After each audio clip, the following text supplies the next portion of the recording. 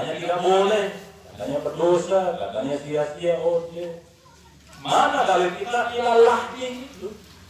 Sampai di dalam liang lahat pun kita masih bisa belajar dari tuan guru yang bertugas membacakan talqin, menuntun kita, membimbing kita supaya betul kita jawab pertanyaan mungkar dan nakir.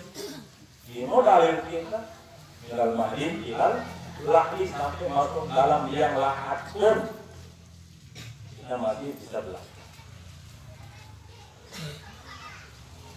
Tidak sia-sia guru-guru kita, Bapak Maulana Syekh mewariskan tradisi yang diamalkan oleh Ahlus Sunnah wal Jamaah. Alhamdulillahirabbil alamin. Bersyukur kita dijadikan sebagai umat Islam. Bersyukur kita dijadikan sebagai murid-muridnya Bapak Al-Maghfurlah Maulana Syekh yang mewariskan kepada kita berbagai macam ilmu yang bermanfaat sampai hari kiamat.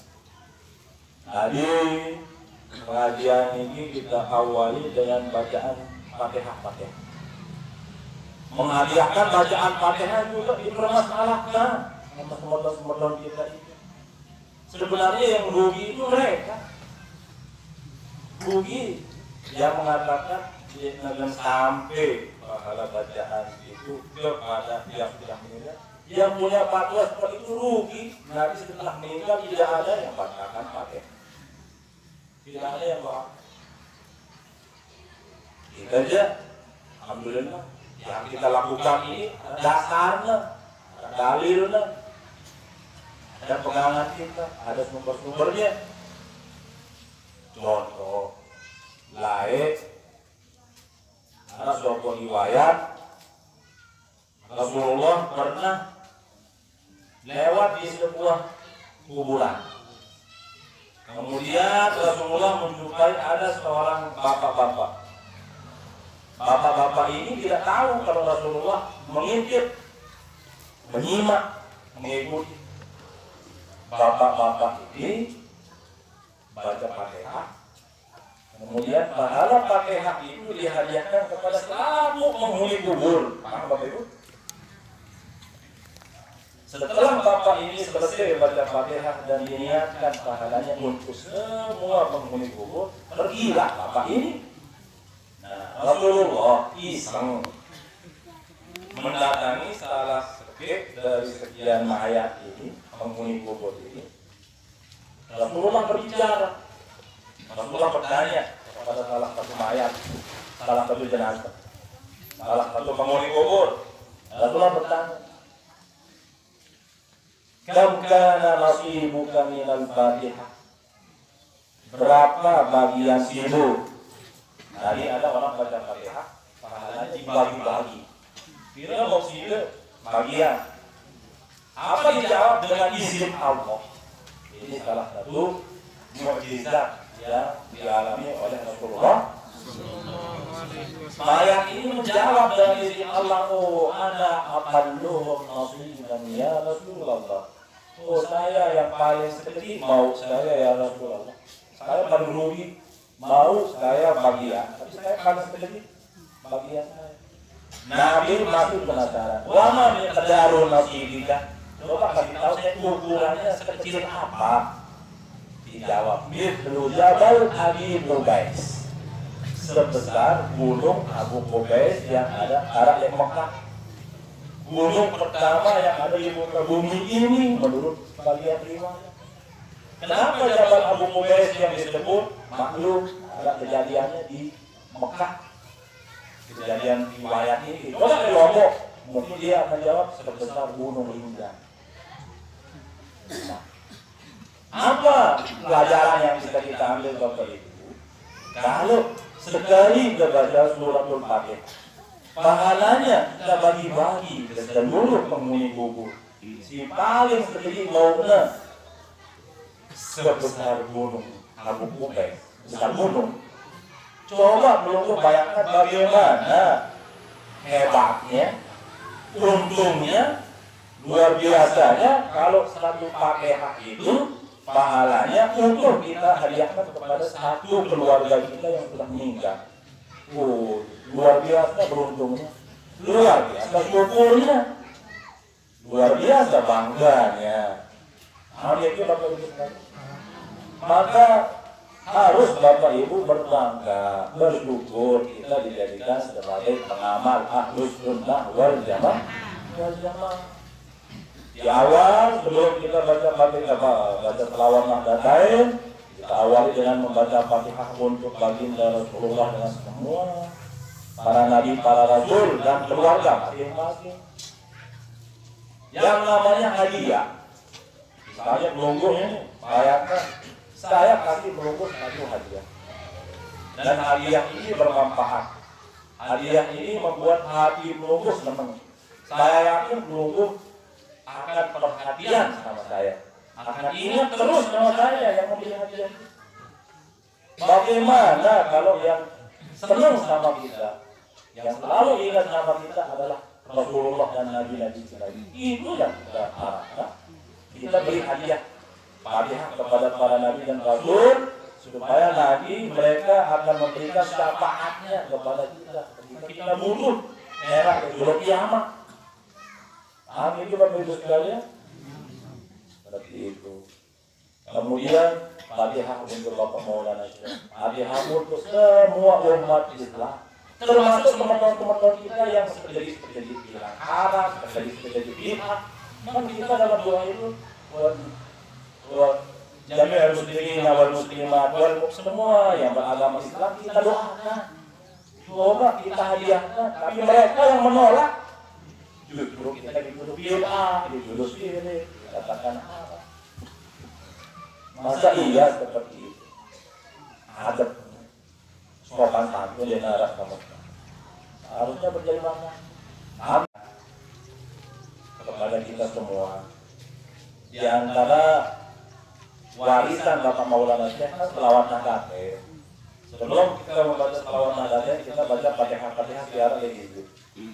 Nah, sebagai jadi Fatihah untuk Nabi, untuk Maulana Syekh, untuk umum semua umat Islam, para ulama, orang-orang yang beriman. Fatihah yang keempat itu niatkan untuk apapun hajat luluh. Tambah satu Fatihah untuk apa saja yang kita niatkan, untuk kekayaan, supaya murah rezeki, supaya segera dapat jodoh, supaya semua urusan dimudahkan, supaya yang hamil lancar prosesi persalinannya, yang menikah semoga sukses, yang sekolah mudah-mudahan sukses. Nah itu Bapak Ibu. Baru setelah itu baca selawat Nahdlatain. Perlu saya ingatkan kepada Ibu, selawat Nahdlatain ini diawali dengan Allahumma inna nas'aluka bika an tusalliya wa tusallima ala sayyidina Muhammadin wa ala sa'iril anbiya'i wal mursalin wa ala alihi wa sahbihi ajma'in. Bagian ini adalah selawat yang selalu diulang-ulang oleh seorang ulama lekan Mesir namanya Syekh Ibrahim Al-Madbuli. Ulama besar, wali besar yang meninggal dunia jauh sebelum lahir Bapak Maulana Syekh. Berkat selawat ini, Syekh Ibrahim Al-Madbuli tidak jarang berjumpa dengan Rasulullah Sallallahu Alaihi Wasallam. Ini keselamatan. Maka kalau tunggu melek berjumpa dengan Rasulullah, walaupun hanya lewat mimpi, banyak baca selawat Nahdlatain. Tapi ingat, diawali dengan Fatihah seperti biasa. Tapi Fatihah yang keempat niatkan, mudah-mudahan bisa bermimpi, berjumpa, tabarukan, bisa mengejuk tangan, bisa ambil berkah dari baginda Rasulullah. Baru baca selawat Nahdlatain. Sebelum Syekh Ibrahim Al-Madbuli, Bapak Ibu sekalian, lahir Imam Al-Ghazali pada awal tahun Hijriah. Lupa tahun kira-kira. Imam Al-Ghazali pengarang kitab Ihya Ulumuddin. Ketika memperingati tahun baru, malam tahun baru Hijriah, beliau tawaf mengelilingi Ka'bah. enggak-enggaknya isi doa beliau, ya Allah, mudah-mudahan saya bisa ketemu dengan Nabi Khidir. Percaya Bapak Ibu Nabi Khidir ada Nabi itu? Percaya? Teman-teman kita di sana tidak percaya. Kenapa tidak percaya? Karena tidak pernah ketemu. Kita percaya kenapa? Karena Bapak Maulana Syekh salah satu kekeramatan beliau pernah dipertemukan oleh Allah Subhanahu wa taala dengan Nabi Khidir. Rata-rata ziarah para wali, para kekasih Allah, orang-orang yang dekat sama Allah, yang rajin zikir, rajin wirid, rajin berselawat, itu Allah takdirkan berjumpa dengan Nabi Khidir. Nah, jadi Imam Al-Ghazali pernah tawaf mengelilingi Ka'bah 7 kali, 7 putaran. Hanya satu permintaan beliau dalam ketika melaksanakan tawaf, ya Allah pertemukan saya dengan Nabi Khidir, ya Allah pertemukan saya dengan Nabi Khidir. Kisah ini bisa berungguh jumpai dalam kitab Kanzul Najah wa Surur. Singkat cerita, sebelum selesai tawaf, tiba-tiba ada yang menegur, menyapa, menepuk punggung dia. Kaget Imam Al-Ghazali. Apa kata bapaknya? Ada apa sudah nyari saya? Kata Nabi Khidir. Padahal Imam Al-Ghazali berdoa secara sirri, tidak ada yang tahu selain Allah. Ternyata muncul Nabi Khidir mengatakan menepuk punggung. Imam Al-Ghazali mengatakan, ada apa? Ada apa sebenarnya dari saya? Nah, akhirnya di sini Imam Al-Ghazali mengatakan, wahai Nabi Khidir, ajarkan saya satu doa atau satu amalan yang kalau saya baca doa ini, semua masalah saya dalam 1 tahun ke depan itu mudah penyelesaiannya. Rezeki saya dimudahkan oleh Allah Subhanahu wa taala. Doa-doa saya dikabulkan. Semua kalau saya kena penyakit segera sembuh. Kalau ada musibah, ada bencana dan lain-lain segera Allah tolong saya. Ajarkan saya doa yang perlu dia baca malam tahun baru ini. Akhirnya Nabi Khidir mengatakan selesai tawaf, sholat sunat hajat di belakang makam Nabi Ibrahim, kemudian baca doa itu. Beliau doa ini, tapi dibuka dengan selawat yang baca bunyinya, Allahumma inna nas'aluka bika an tusalli wa tusallim ala sayyidina Muhammadin wa ala sa'iril anbiya'i wal mursalin wa ala alihim wa sahbihim ajma'in. Baru wa anfir lima madha wa tarhamni fima baqiya. Doa apa saja, asalkan dibuka dengan selawat yang tadi, yang ada selawat hendaknya itu. Itulah makanya Bapak Maulana Syekh masukkan selawat itu, redaksi itu dalam selawat hendaknya, supaya doa yang diminta berikutnya, Tuhan Muhammadan afdal waqani wa afdal banati bi furuhihim ila yaumil sampai akhir itu segera dikabulkan, diperkenankan oleh Allah Subhanahu. Amin Bapak Ibu sekalian. Wa antu amila afdal waqani wa afdal banati. Ya Allah, makmurkan, hidupkan, sukseskan, jayakan, eksiskan 2 madrasah ini, madrasah MWD dan MWD. Bifuru'ihima, semua cabang-cabangnya yang ada di Sembalun, di mana-mana. Sudah bodoh kita di sini. Itu Bapak itu. Baru setelah itu wa antan surana. Kalau situasi hidupnya seperti ini, maaf Ustaz Gudus, ini usulan dari saya. Kalau situasi genting seperti ini, kita berjuang dari nol seperti ini, tambah ya. Wa anta surana ya nafir ya nafir ya nafir ya nafir ya nafir ya nafir ya nafir. Begitu lagi.